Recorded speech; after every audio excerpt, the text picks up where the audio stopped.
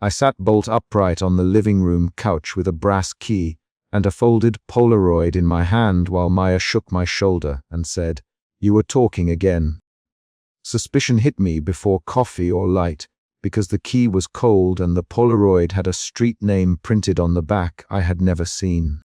I tried to say where I'd gotten them, and my mouth had nothing accurate to give. Instead, a line of someone else's birthday and an unfamiliar apartment number came into my head and held there like a note I could not stop repeating. I could feel suspicion steering my hands. I pressed the key between thumb and forefinger to prove to myself it was real. Maya pulled the blanket from my knees and kept talking as she walked me to the kitchen. "What did you do last night? Hey, where did you get that?" she asked, naming me the way she always did when she wanted a clear answer. I set the Polaroid on the table and flattened my palm over it, counting the breaths I used to calm myself. The Polaroid's glossy back read 7th Ave Huntobi, and someone had printed a name in blocky pen that meant nothing to me. Until the name landed in my head with the memory of a cake and the smell of waxed cardboard. I've been keeping lists and little tests for months because of the small, odd things that started 2 weeks ago. A receipt in my pocket for a bookstore I never visited, a bruise I could not explain, a phrase in my mouth that belonged to no one I knew. Suspicion is the root of what I did that entire morning. I suspected something had grabbed pieces of a life and attached them to mine. Suspicion is the reason I did not throw the key away or tear the Polaroid in half. I wrote the name on a sticky note and put it next to my alarm clock, where I could see it when I woke again. Maya sat down opposite me, arms folded. "Your name," she said. "Then you smiled in your sleep and told me about a birthday." She sounded part angry, part worried. That mix made me feel exposed. I told her the truth as far as I could. That I woke with those things in my hand, and that the Polaroid showed an unfamiliar man on a narrow stoop. I told her the one detail I could not shake, the exact day written in the margin that had arrived fully formed in my head. April 23rd, a year that was not mine. Maya demanded to see the spiral notebook I keep by the lamp. She ripped the elastic off and flipped pages faster than I expected. There were dated entries in my handwriting I did not remember making. Coffee with Ellie, repair the porch light, buy a green sweater. The dates matched nights I slept alone. "These are you," Maya, pointing, "these are your dates. You wrote them." I reached for the book like an accused person reaches for something to prove innocence. My fingers brushed entries that described a man named Harris and a place that matched the Polaroid. My throat closed. I tried to read my own handwriting and the letters slid into someone else's events. "We argued in short lines. You took something. Maya, you stole a photo, a key, or you took it while you were out." "I didn't leave," I said. "I don't remember leaving." I woke up on the couch with this in my hand. "Then who else was here?" she demanded. The argument tightened into a loop of blame and terrified questions. Maya 3 times that I should call the police if I thought someone had left a key in my hand. I said no, because the key wasn't to our building, and because the name printed on the Polaroid could be traced to a missing person notice rather than a lost and found. Ellie appeared the next morning behind the counter where I work. He saw the Polaroid before I said anything. He squinted and tapped the photo with a finger. "That stoop is on 7th. Don't tell me you photographed a missing person poster and forgot." His voice was flat when he said missing person. He folded the Polaroid back toward the glossy face as if shielding it. "Harris Chen," he said. "There's a clip about Harris. He lived in the old row by the river, disappeared 3 years ago." I felt a new shift then, confusion sliding into a practical dread. My hands shook, so I set the Polaroid on the counter and kept my voice low. "You sure?" I asked. "You remember the clip?" Ellie scrubbed his face with the heel of his hand. "Yeah. Rosa in archives found it last month when she was hunting old civic records. There was talk about his wallet and a Polaroid left on a neighbor's porch." No leads, he used short sentences like he was counting facts to calm himself. "Why do you have his photo?" he asked. I put my hand over the Polaroid and said, "I don't know. I keep waking with other people's sentences in my head." Elias' face tightened. "That's not funny, eh?" I stopped the register and drove to the library during my break. The fluorescent light in the archive room smelled like dust and printer toner. Rosa, the clerk who often handled old clippings, slid a manila folder across the table with practiced fingers. "You were right to come here," she said. "Harris Chen's file is thin, but there's a ledger entry about an apartment at 7th of 12B. There's also a copy of a missing persons post." She handed me a faded clipping with Harris' name and a photograph that matched the Polaroid I still kept folded in my shirt pocket. Rosa's voice stayed even and professional, but her eyes flicked to mine with something bordering pity. Rosa tapped the ledger. "Property record shows he paid rent through April," then stopped. "Neighbor statements say there were sounds the week he vanished. No one saw him leave." She spoke in short sentences and read dates aloud. I wrote everything down on the inside cover of my notebook with a hand that trembled but held the pen. "Why do you care?" she asked after a beat, watching me. I said that the Polaroid turned up in my palm after a dreamless night and that my notebook recorded events I did not remember living. She did not laugh. "Rosa, keep copies. If you have anything else, give it to me. Sometimes the files line up for reasons they shouldn't." That small, practical sentence moved me differently. The doubt that had been gnawing me leaned toward fear. I started keeping a clearer record. I set my cheap digital alarm on the bedside table to chime faintly and wrote every waking sensation immediately after it happened. I looped tiny rituals into my nights. Tap the silver ring 3 times, leave one light on, put the Polaroid face up on the coffee table so it could not vanish without me noticing. The rituals made me feel like I had control. Then they stopped working. One night I woke in the middle of the hallway, standing under the bathroom light with my fingers sticky and my palm smudged. The Polaroid had creased along its fold. The dream came on a night I thought I had done everything right. I counted breaths to sleep and told myself the name Harris like a ward.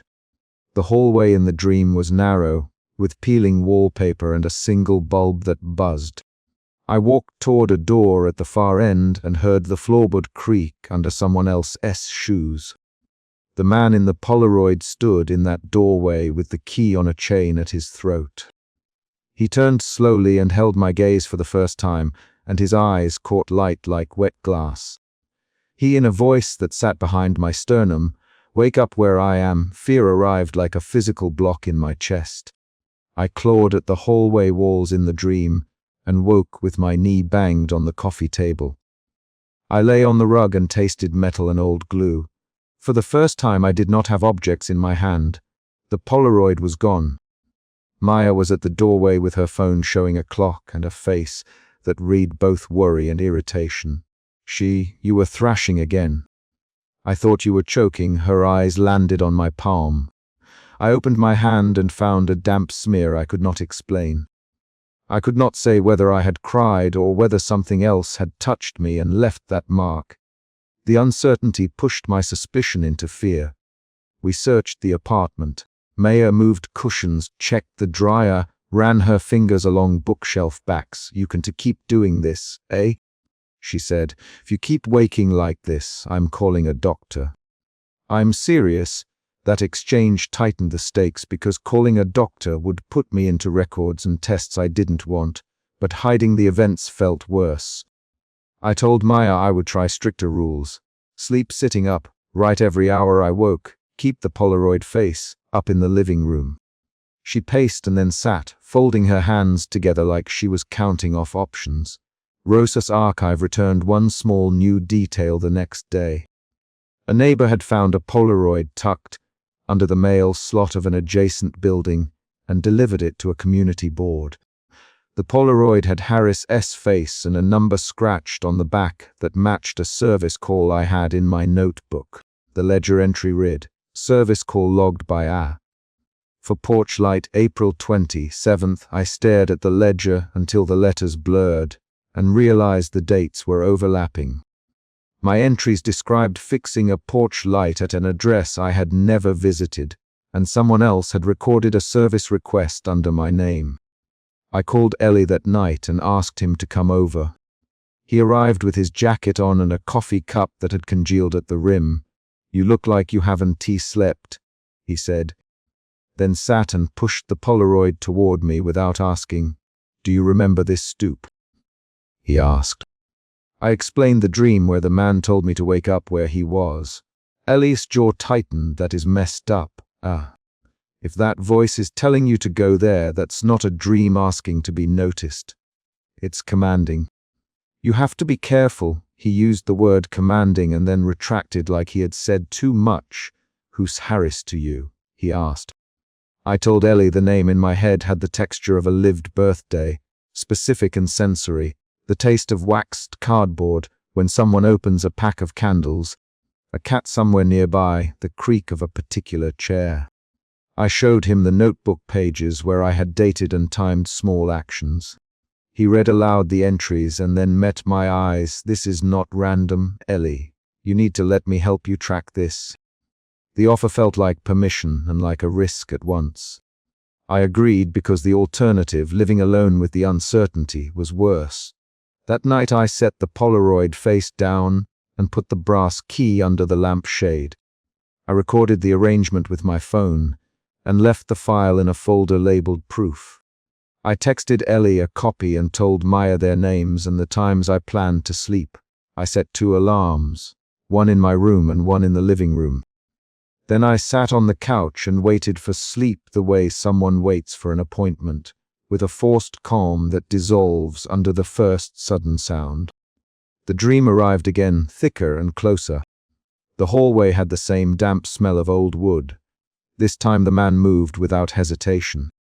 He reached into his pocket and took out an old watch with a cracked glass. He tapped it and then said clearly, "Wake up where I am." His voice vibrated through my chest and the corridor seemed to narrow. I answered with a movement I did not plan. I opened my mouth and said, "Who are you?"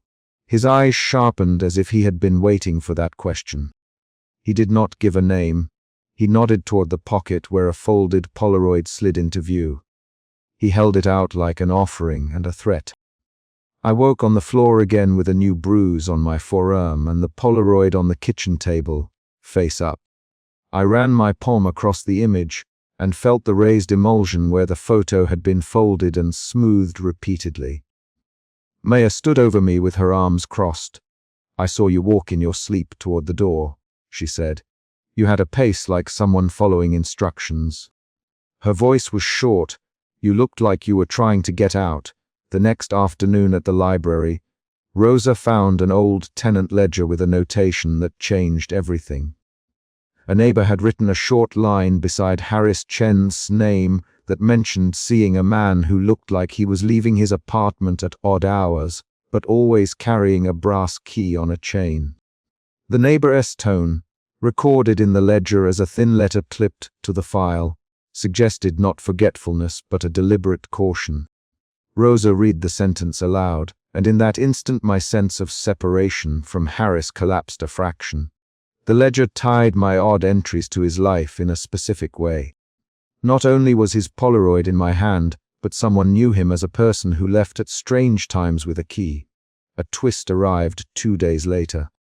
Ellie called me after work. You need to see this," he said. On my screen he had pulled up an online community thread, where someone had posted a photo of a man and a folded Polaroid found at the Riverwalk. The poster saw the man had told her to keep the photograph, and she had. The poster's description included a detail I had not seen anywhere else, a small vertical scar on the left eyebrow. The scar matched the face in my Polaroid. The poster gave the name Harris and an account that suggested the Polaroid had been passed around rather than lost. That concrete new distribution meant the Polaroid was not an isolated object, it had movement and owners, and a history outside my apartment. Our choices narrowed. Ellie pushed me to consider calling someone official. Maya pushed for a doctor. I pushed back at both because I feared that records and reports would strip me of any privacy I had left and make me a case instead of a person. I wanted clarity, and I wanted to keep some things private until I had proof. We argued in the kitchen in a rapid exchange of short lines. "Call them, Maya, don't call them," I said. "We document first," Ellie insisted. "We document everything," he said again. They those words like lines in a checklist, and then looked at me to see if I agreed. I chose a middle road. I asked Rosa for copies of the ledger and the clipping and kept them in a folder in a locked drawer. I gave Ellie the proof folder of photos and recordings and asked him to keep it on a drive he controls. Maya agreed to sleep by the doorway the following night because neither of us liked the idea of me moving alone through the house while my body tried to follow another man's instructions. That night we set alarms in both the bedroom and the living room and placed a second Polaroid face down on the table between the two beds we would use as test beds for the transfers I feared. The last dream sequence before the climax altered my sense of cause and effect. Instead of the man asking me to wake where he was, I woke in his hallway already walking. My hand clenched the brass key he always wore. I could feel the heft of it as if I had held it for years. I heard my own breath go shallow, and the door at the end of the hall opened, not to let me out, but to show me a room with two beds, one neat, one rumpled. The man in the doorway stepped back and said in a tone that was calm and businesslike, "Decide. Wake here, or hold on to yours." I woke immediately, the taste of copper in my mouth and the sound of the apartment alarm in my ears. When I came fully awake, the Polaroid was face down again and the brass key lay under the lamp shade where I had placed it. My palm was dry. Maya watched me with tight lips. I pulled the Polaroid onto the table and left it face down deliberately, then set both alarms an exact minute apart. "Do you want me to stay?" "Maya, yes," I said. "Stay." Her fingers brushed mine like a small, human promise. We spoke in short, practical sentences that night. If he wants to trade, he has to make it possible to prove. Ellie, when he stopped by after his shift, we need a controlled test.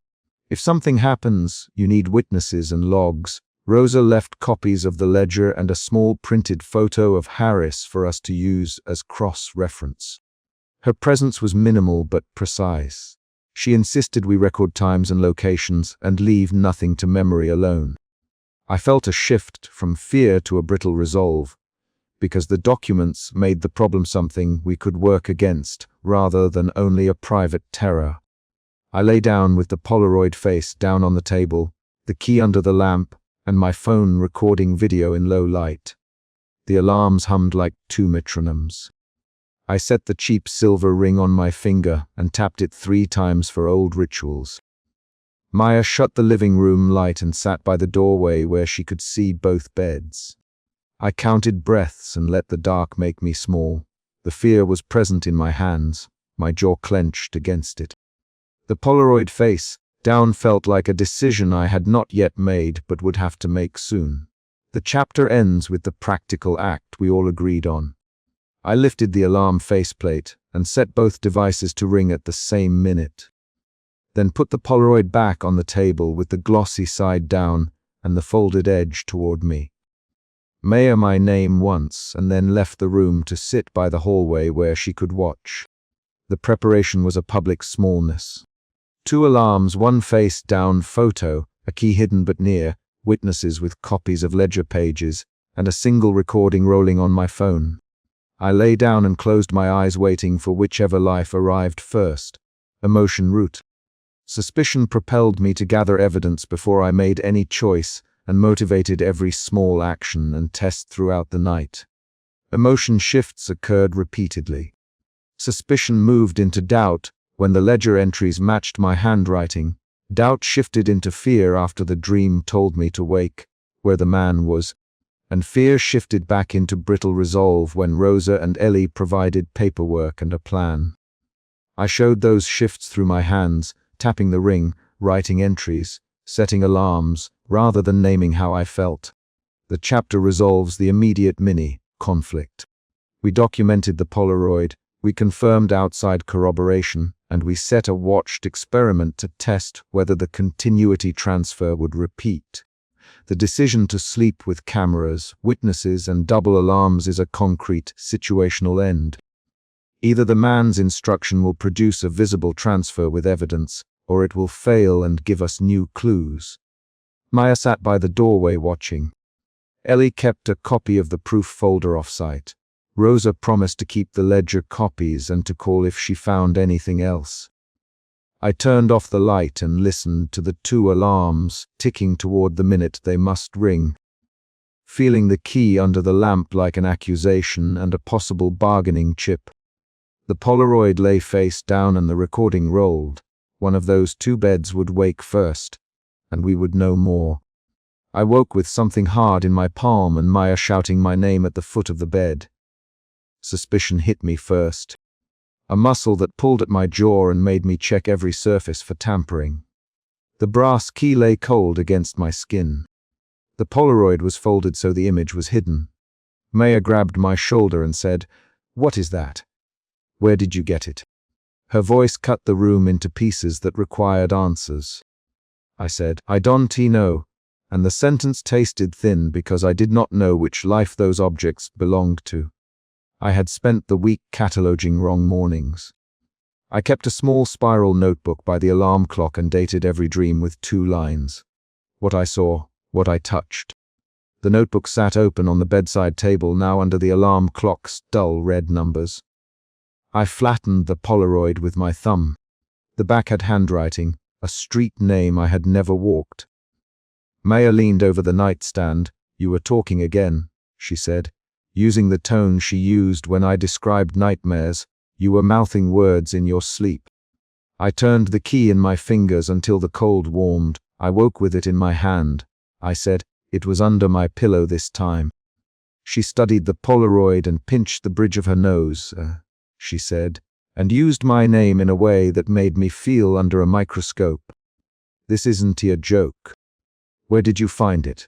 Suspicion pushed me to be literal. It wasn't anywhere. It appeared overnight. I woke with it. Maya's eyes tightened. "You keep saying that. We need to call someone. You can to keep." I cut her off by moving. I buttoned the worn grey hoodie over my chest, shoved the Polaroid into the pocket, and took the key in my fist. The way my fingers closed felt like proof. My hand acted like it was defending what it held. I left a half-drunk mug on the kitchen table and followed the town outside the apartment into the early light. At the diner 2 hours later, Jenna was wiping the counter when I showed her the Polaroid. She traced the image with the pad of a finger so she wouldn't touch the picture itself. The street in the photo had a cracked lamppost and a mailbox with a dent on the lower right corner. I watched her jaw move under her hand and waited for something that would let me close the loop. "This is Maple Hollow Road," Jenna finally, and said it like she was reminding herself of something unpleasant. "Nobody lives there anymore. People used to whisper about it. You shouldn't go there." Her reaction made me rigid with a new kind of focus. The small notebook slid from my pocket and hit the linoleum. I picked it up and read the last entry aloud. Key. Polaroid. Street name. Jenna glanced at Maya. "You can be serious, eh? That place." She stopped herself. "Ms. Carter us about the missing person years ago." "It was the last thing that bothered them here," I asked. "Who went missing?" "No, Keen. Mid-30s. Apartment on Maple Hollow.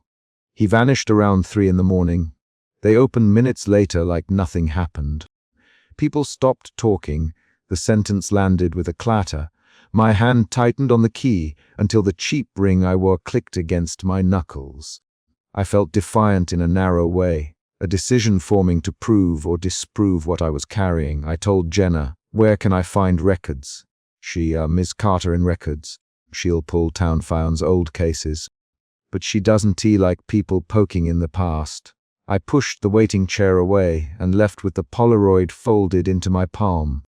On the sidewalk, a child on a scooter yelled something that I didn't hear. My mind was filling in the map I had never walked. At the records office, Ms. Carter sat behind a desk stacked in labeled cardboard boxes. Her reading glasses were on the end of her nose. I put the Polaroid on the table between us and felt the paper's edge press into my thumb. Ms. Carter, I said, is there anything about Maple Hollow Road? She pursed her lips. You don't come here for scrapbooks. Why now? She used my name like Lena does when she wants me to remember a promise. I said, I found this. I need to know who this belonged to. Ms. Carter took the Polaroid and turned it to the lamp. She let the light catch the dented mailbox and the weather. Bleached porch rails, there's a folder, she said, a redacted file. They stamped it continuity anomaly once, and then blacked out the stamp on the copy. She stood and led me to a back shelf. The file smelled of old paper and dust. She fed a sheet into a scanner and squinted at the screen. There's an entry here, she said. No keen. Apartment 12. Last known at 3:17 a.m. Witness statements that don't line up. One line says subject reported perceiving another life. That phrase jerked my mouth open. I felt a flush of heat move through my chest and hands. I had thought I had invented the details of wrong mornings. Seeing the words printed made my breath shorter. Ms. Carter watched me and then closed the file. People in this town didn't like what they found. We shelved it. I left with photocopies tucked under my arm. My heartbeat changed into a faster, smaller sound. My steps carried me to the address on the Polaroid. The street matched the photo's cracked lamppost and dented mailbox exactly. The paint on the building peeled in the same vertical strips. My mouth tasted of dust and the metal tang of the key. As I walked toward the listed apartment, I felt an overlay press against my eyes. The pavement beneath my shoe became floorboards in a small kitchen. A kettle shrieked on a stove I had never owned. I smelled coffee that wasn't mine. My hand tightened on the key and I dropped it. It struck the curb with a clink that drew a woman's stare from across the street. Maya called, Are you okay? Her voice came from behind me like a rope. I bent to pick up the key and the street became the stranger's hallway again. A faded runner rug underfoot, a brass key hook by a door, a Polaroid pinned above a small telephone table. For a second I saw the other apartment, slight, through the windows of the real building. I blinked, and the visions retreated but left a residue. The memory of a man's left hand resting on a table, the scent of musty paper.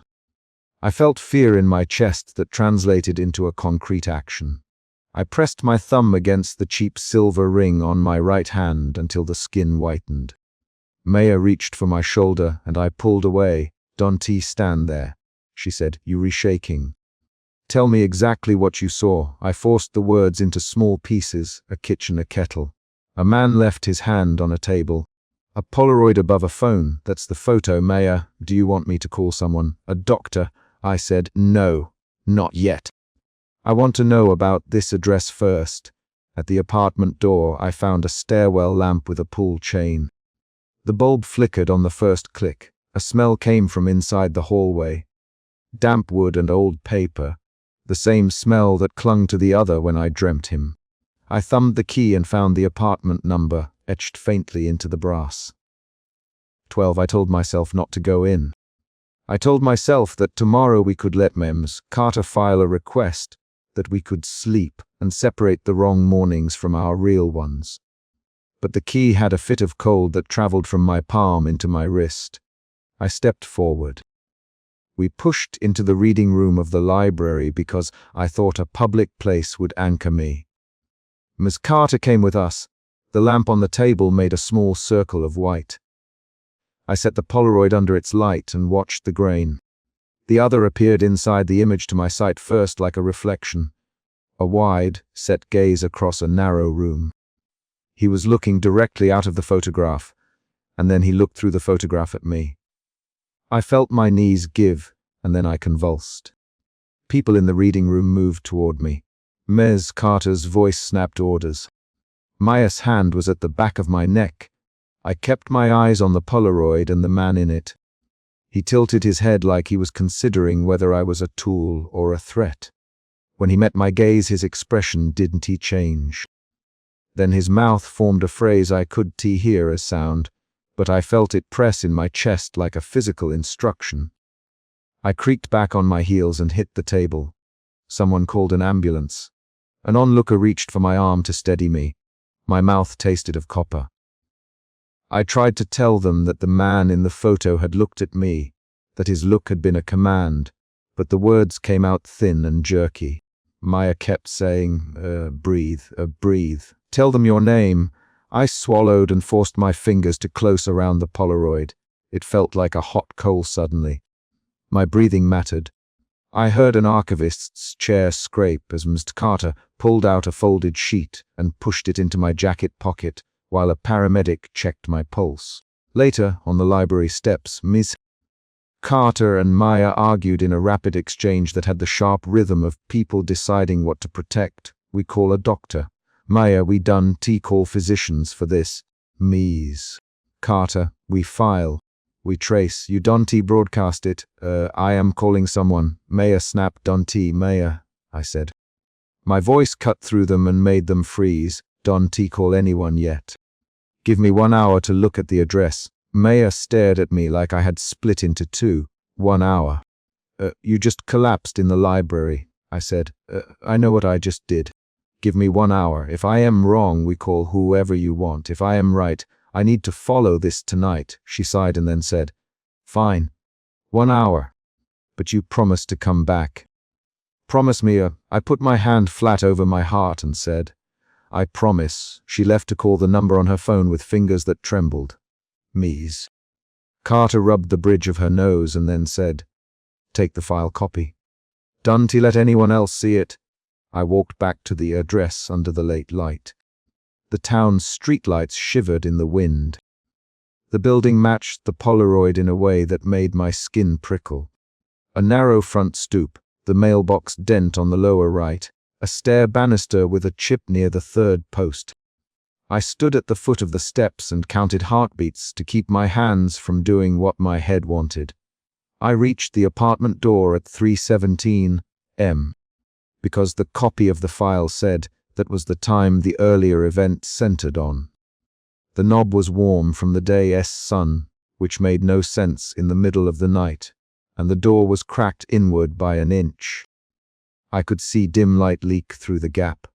I paused and then told myself to follow the map the Polaroid had given me. I placed my palm against the wood near the crack and felt the paint flake under my fingertips.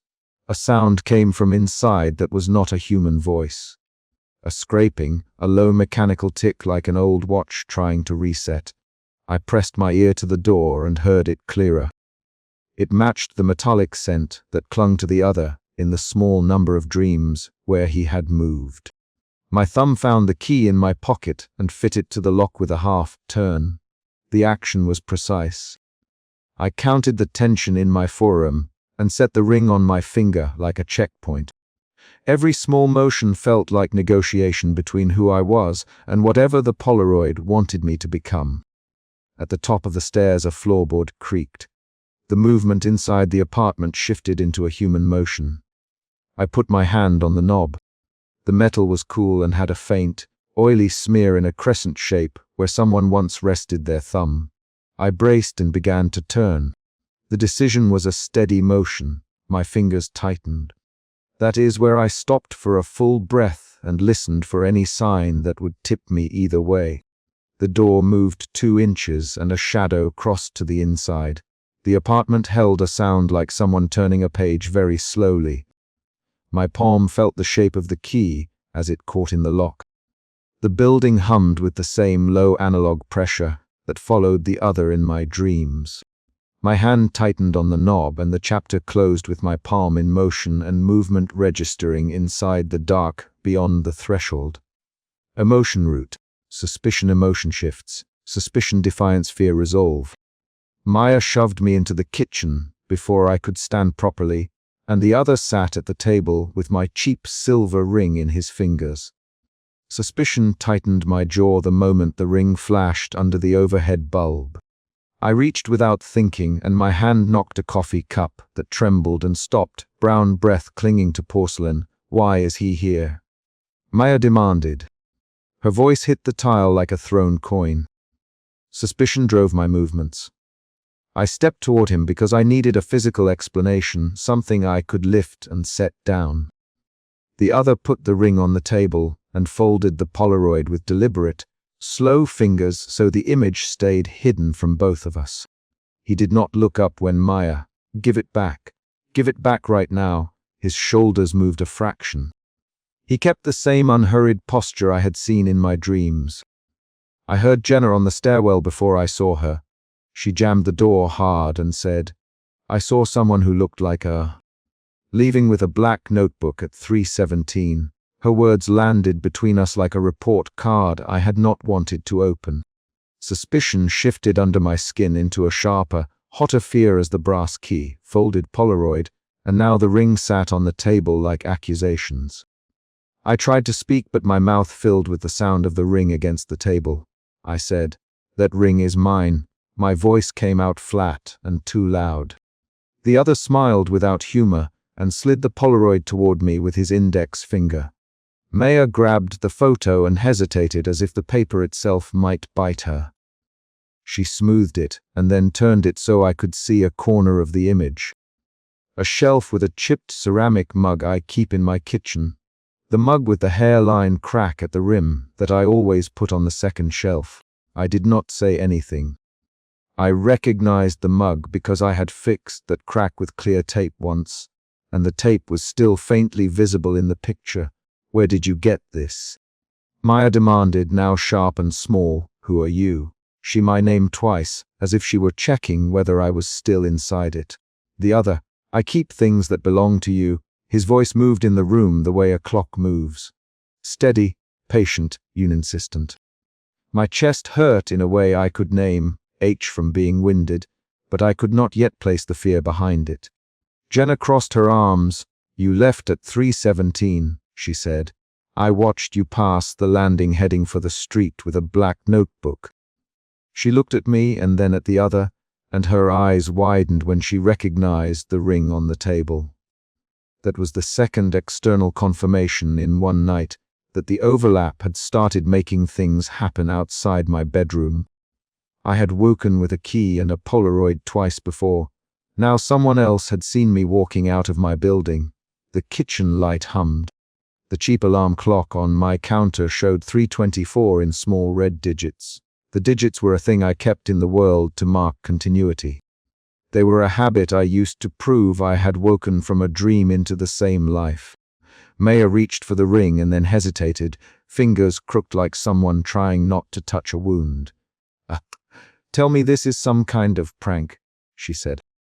I could not answer with certainty because my memories had split into two specific, physical sets. One that belonged to me and one that belonged to whatever the other had stacked against my life. The other finally raised his eyes. They were very dark, almost reflective, and when he looked at me for the first time he did a small tilt of the head. "You wake in my bed sometimes," he said. "You keep my watch. You keep my Polaroid. And you call out names that are not yours." He spoke as if reciting a list of chores. I felt the room tilt inside my sternum. That sentence reversed a thing I had assumed. The swap did not only give me borrowed objects. It gave me borrowed residence in someone else's private routines. "Maya, who are you again?" Softer this time. She stepped closer to me. Her hand touched my forearm and her fingers pressed in a way that asked me to anchor. I took a breath and let the pressure guide me. "Tell us why you have my stuff," I said. I kept my voice measured, because measured voices let you ask questions that the other could not answer with charm. "I keep what keeps me whole," he said. "We don't always get choices. Sometimes we make them." He tapped the Polaroid with the pad of his thumb. That answer shifted emotion in me from suspicion to a jagging fear that made my hands shake. The fear made me check every surface in the small kitchen with short, sharp movements, as if searching would pull pieces back into place. When my fingers slid under the napkin holder, they touched a cheap lanyard with an unreadable badge. The lanyard was cold and smelled faintly of machine oil. I picked it up and said, This was in my apartment last night. The words came out clipped and brittle. The other watched me pick it up and smiled again, this time without moving his mouth much. You sleep in my chair sometimes, he said. That line was a small, private theft of my life, and I felt bareness in the cause of things. A notebook gone, a watch misplaced, a Polaroid tucked into places. I do not remember leaving it. Maya snapped, then explain leaving. Explain how Jenna saw you walking down the stairs. Her urgency pushed at me. It demanded an active strategy. I laid the brass key on the table. I felt the metal cold under my palm. I woke with this twice, I said. I woke with it in my hand, and I didn't know why. I don't remember leaving. The words were exact, factual, like a statement you read aloud to a doctor. Jenna, so someone is waking up as you and walking out. The sentence was an external event on its own. It added direction. The other tilted his head. Sometimes I wake and there is a sound in the hallway that belongs to you. Sometimes I wake and you are sleeping in my bed. We trade small things, he trade like a ledger. A short argument started between Maya and Jenna and me. Rapid lines clacked against each other. You saw someone. Jenna insisted. Who are you? Maya demanded. I kept trying to say I did not leave, that I had not meant to take anything. There were 3 quick exchanges between us, each under 6 lines, that pushed the room into motion. Maya moved to the fridge, grabbed milk, and threw cold air into the argument like a fan. Do you remember the Polaroid? She asked. Do you remember what was on it? I shook my head. I could recall the mug and the tape and nothing else. My memory of that night was a precise action. I had pressed my thumb over the Polaroid's face and felt the grain of the paper. The other stood and walked to the small window above the sink. He left the ring on the table, and for the first time I noticed the cheap watch with the cracked crystal on his wrist. He looked at it and said, "Time is a poor way to keep a self." I felt my mouth open to argue and closed it, because argument did not change what the watch did. Mark a rhythm. Jenna, we need to go to the address on that Polaroid. Now, her sentence was exact, and it moved the group into action. We prepared to leave in under 5 minutes. We took jackets. I grabbed my spiral notebook and slid the heavy black elastic band over it. My hands trembled, but they closed around the notebook the same way they always had. On the street, the night air smelled of Friar Grace and wet asphalt. The walk to the address printed on the Polaroid took 15 minutes, and the city showed us fewer lights than it should have. Jenna kept glancing back at me. You looked like you were sleepwalking, she said. You didn't watch where you were going. You had that look like you were listening to someone else. Her sentences were small judgments, dressed as observations. Maya was quiet beside me, palms empty and white around the strap of her bag. She kept saying my name under her breath, as if saying it would stitch me back into the person she knew. We reached the narrow apartment, and the door swung open onto a single hallway that smelled of old smoke and detergent. The lock clicked behind us with that small, necessary noise a key always makes. Inside the unit, there were 2 beds. One was made carefully, the other had sleep marks and a crooked edge where someone had left in a hurry. I saw the cheap watch with the cracked face on the bedside table and a Polaroid tucked under the mattress corner. The sight was evidence. 2 lives overlapped in the same space. This is the house from the photo. Jenna, she spoke like someone finishing a case file. This is the place. I went to the rumpled bed and lifted the Polaroid. The photo inside showed the mug again, front and center, but now I could see the rest. A scarred door frame I did not recognize and a small brass key hanging from a nail. There was a folded wallet at the foot of the bed when I turned it over. Inside was a Polaroid face, down with smudged prints along its corner. Maya crouched and said, "This is wrong." She touched the wallet the way you might touch an open sore. I lifted the old watch and felt the cracked crystal bite at my thumb. The watch did not fit my wrist. It fit the other's hand. I slid it into my pocket, because a thing in my pocket made the problem physical. There was a soft creak behind us, and for a second I thought it was an earthquake. The other stood in the doorway with that same patient step and came toward me. He walked with a closeness that felt like someone learning the cadence of a room. Close enough to count the small chips in his front tooth. Close enough to see the faint vertical scar along his jaw. When he stopped 3 feet away from me, he said, "You should not have followed the address. The sentence was not a threat exactly. It was a report." My vision narrowed, my mouth tasted like pennies. Maya grabbed my sleeve and said, Step back. Step away from him." Her voice had the hard edge of a person protecting something they could not afford to lose. Then everything snapped into violent sensory noise. When the other reached out, he brushed my shoulder, and the world turned loud in a way that had texture. An electric crack like a small transformer failing, a sharp metallic tang at the back of my throat, and a pressure that moved through my chest, as if someone had tried to squeeze sound out of my ribs. I felt memories push through me like other people were wearing my skin and pushing from the inside. I saw a different kitchen, different hands folding different towels. I heard another voice calling a name I did not have. The fear changed shape into pure vertigo. I dropped the Polaroid and closed my eyes because closing them felt practical. Maya's hands were on my arms and she shouted, Stay with me. Don Tigo." Her sentence broke as my knees gave out. I collapsed onto the floor, the tiles hard against my cheek, and everything went black from the force of the bleed. When I woke, I was on a different mattress with unfamiliar mattress lines pressing into my cheek. The room smelled like damp wood, and the window had a film of condensation. A plain brass key lay on the nightstand, and a cheap lanyard with an unreadable badge rested beside it. My first rational thought was that someone had moved my body without my consent. My second thought was that the clock over the doorway read 4:02, and my phone on the floor had 4 missed messages from Maya.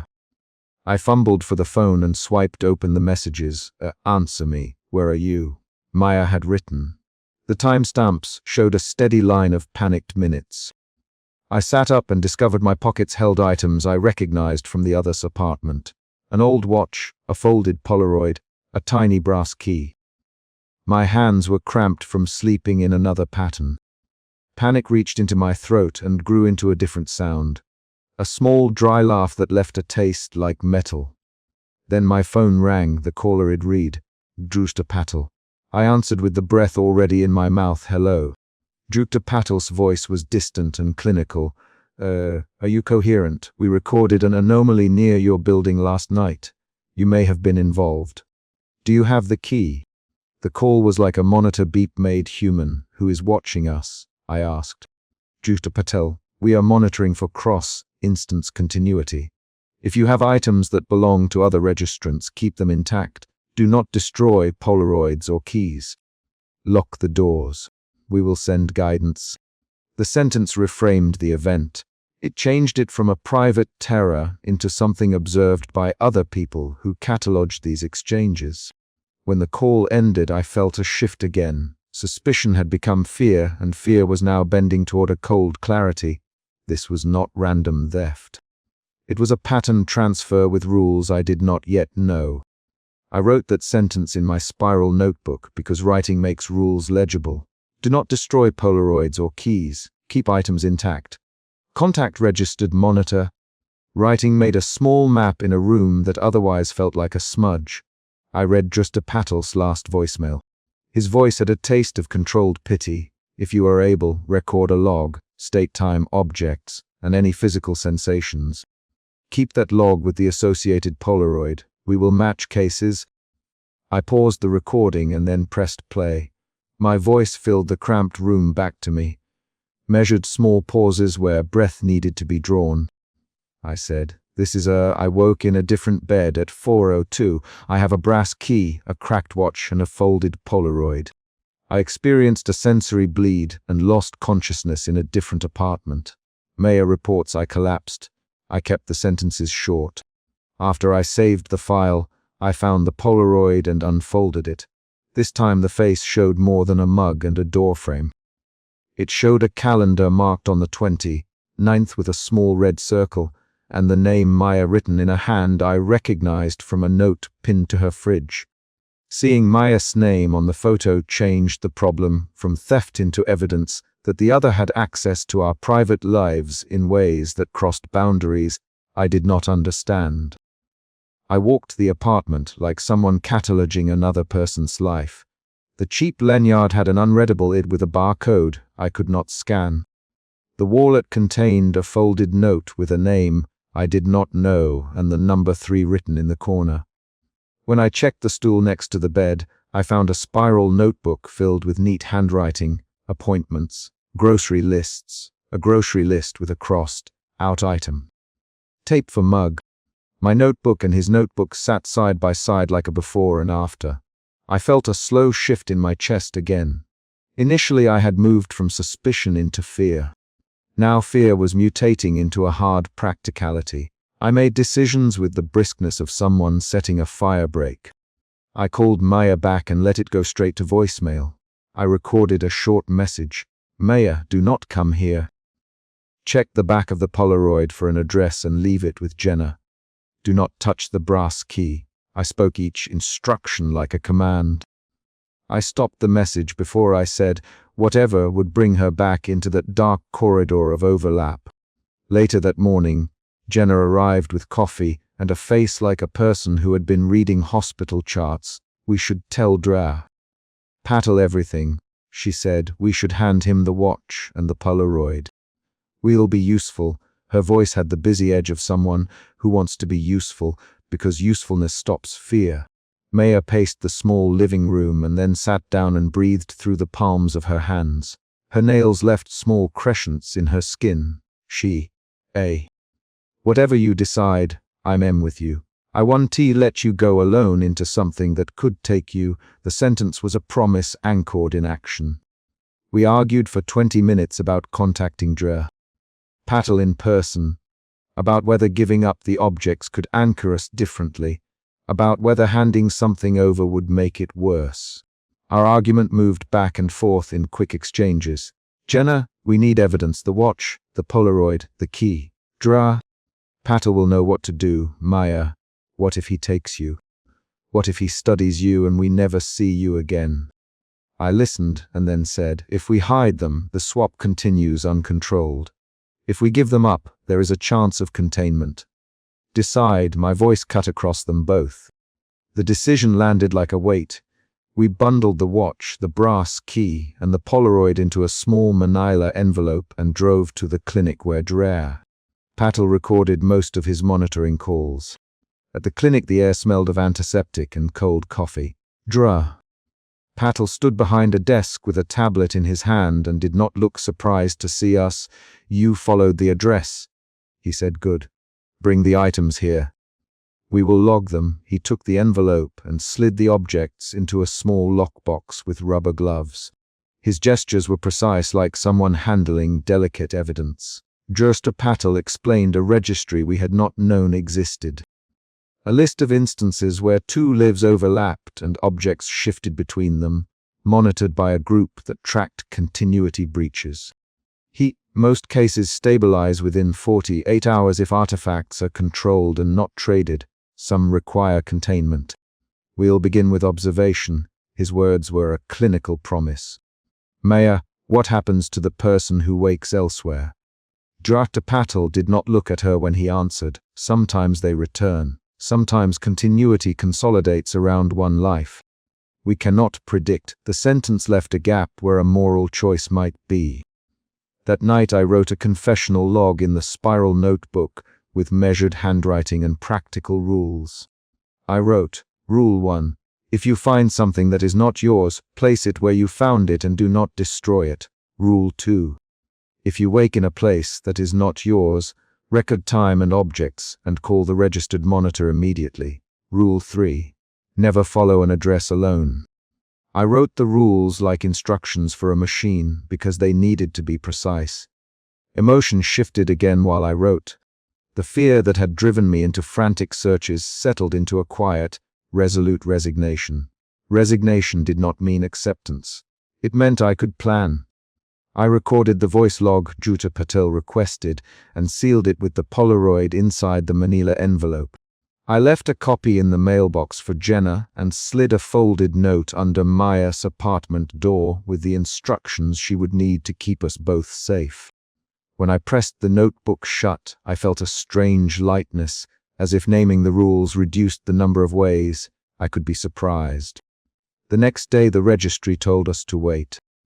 Surveillance footage near our building showed two figures leaving at 3:17, one wearing my jacket and one wearing a thrift store jacket the other preferred.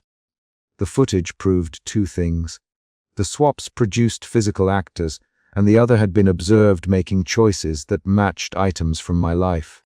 That discovery changed my understanding. The other was not an accident. He had patterns and preferences, and a preserved domesticity that used my things. Maya and Jenna came with me to the narrow apartment to collect anything left behind. The rumpled bed was empty and tidy. Someone had made it and left a single folded shirt on a chair. There was no sign of the other. Only a Polaroid tucked under a pillow with a smudged fingerprint and a small brass key lying where I had left it.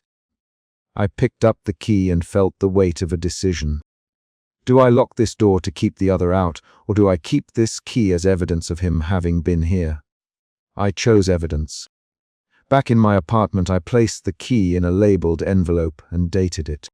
I placed the Polaroid face down in the spiral notebook under a rubber band and then wrote an index note on the first page. Polaroid, kitchen mug, address verified. Do not destroy. The act of filing made a ledger of continuity I could hold. Maya, are you going to stay? I looked at her and said, I have a choice now. I can try to force a consolidation by staying away from my apartment, or I can try to keep both lives from eroding. I can do both and keep you safe. My voice did not tremble when I said we had to choose. She pressed her thumb into my wrist. Then choose me, she said. That was the rawest, clearest moment. I had been trying to solve the problem like a puzzle. Her request made it a human demand. I swallowed and felt an emotion shift again. Fear gave way to a sharp, rational determination. I could not save both of us by doing nothing. I made a plan that sounded clinical and felt sacrificial. I would remain in the other's apartment a stretch to see if continuity could consolidate without my leaving Maya vulnerable. I would record everything, keep the notebook accessible to Jenna, and give Patel regular updates. If staying there stopped the swaps, I would come back. If not, the registry would have a witness and the objects needed to study the mechanism. Maya argued against the idea. You can just hand yourself over, she said. I want to let you become a sample. I looked at her and said, this is not handing myself over. This is collecting data. If there is a way to stop it, we must build a record. I let the sentences be functional. We packed a small bag for me. Jenna drove me to the unit and stood in the hallway until I closed the door and turned the deadbolt once. Inside, I set the notebook on the small desk and pushed the manila envelope under the lockbox. I opened a new page and wrote, I am staying in this unit for observation. Maya knows. Jenna will deliver updates to Juta Patel. If the other returns, talk to him. Keep this notebook intact. I closed the notebook and taped the Polaroid inside the front cover. That action felt like putting evidence into a safe place. The first night in the other eye's bed, I slept in short bursts. I set the cheap alarm clock for 3:17 because rituals are how people measure the edges of dangerous things. At 3:17 the room shivered with the small sound of a neighbor's life. A slammed door, footsteps down the hall. I sat up and watched the eastern window, and nothing happened but city noise. I waited another hour and then wrote a single sentence in the notebook. No bleed observed yet. Remain. The sentence itself was a tiny victory. On day 3 the other returned to the unit while I was awake and making tea. He moved through the doorway without stopping, like someone who expected to be let in. I watched him from where I sat at the kitchen counter and felt a final twist of fear and immediate panic that this experiment had collapsed into a personal confrontation. He set his hand on the counter and looked at me. "You chose to stay," he said. I nodded. He tilted his head and said, "Then choose what to do with what you took." His voice was neither accusatory nor kind. It was a demand that required action. I opened the drawer and put the cheap silver ring, the cracked watch, and the brass key into my palm. My fingers closed around them like a fist. "Take them," I said. The other did not reach for the objects. He studied them and then returned his hand to his pocket, where a folded Polaroid lay. We spoke for the next half hour in short sentences. Me, I keep a record too. I write small notes when I wake in your place. I try to remember what was not mine and leave it in a place you will find. His tone had the practiced calm of someone describing a ritual. I said, "Why me? Why my life?" He looked out the window. "You keep small proofs of your days. They are neat. That matters. It makes a life easy to imitate." The answer was neither comforting nor explanatory in a way that solved anything. On the 5th day, Jenna brought coffee and a printed sheet of footage from the registry that mapped 3 separate instances of swaps to addresses across the city. Justa Patel had highlighted a pattern. The exchanges concentrated around certain living spaces and certain hours. The report concluded with an instruction: consolidate artifacts, monitor for intentional transfer. The pattern revealed a twist. Someone had been directing exchanges to specific addresses, not randomly scattering them. The registry then provided a name that matched the readable part of the badge on the lanyard: a local maintenance worker called R. Niles, who had passed away 2 years earlier in a reported accident at a boiler room. That revelation changed everything. The other items pointed to someone whose absence should have been final. We had found an origin that did not match the expected rules for continuity. The other had pockets filled with things that belonged to a life that no longer belonged to its original owner. I wrote that finding into the notebook and then put it away. We spent another day checking addresses and times. Patel's team called in a specialist to compare handwriting across Polaroids and notes. The specialist found a small consistent habit in the other's notes: a tiny circled number 3 at the corner of each scrap. It matched a symbol on a maintenance log from Niles' last shift.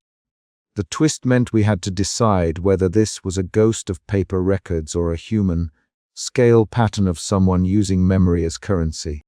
In the end, our decision was not made by me. It was made by the registry's legal counsel, who arrived with forms and a request. They wanted the physical artifacts and my recorded logs for containment research. They offered guarded assurances of confidentiality and a safe storage facility. Maya came with me to the handover. Jenna pressed my shoulder and said, "You did the right thing. You kept records." Her voice had the finality of someone closing a drawer. I watched Juta Patel slide the manila envelope into a tamper, evident bag, and sign a receipt. The objects left my hands the same way a severed thread leaves a sweater. The rest of the pattern holds, but a link was gone. After the handover, Maya pulled me outside and said, "So now what?" I looked at her and felt the last emotion shift settle. From fear to a wary acceptance that this was the life we would have to work with. I said, "We watch, we keep logs. If it starts again, we escalate. Jenna will keep a copy of the notebook and Patel promised updates. Most likely, the registry will be able to trace patterns and—" I stopped because the rest of the sentence would sound like hope, and hope is not a plan.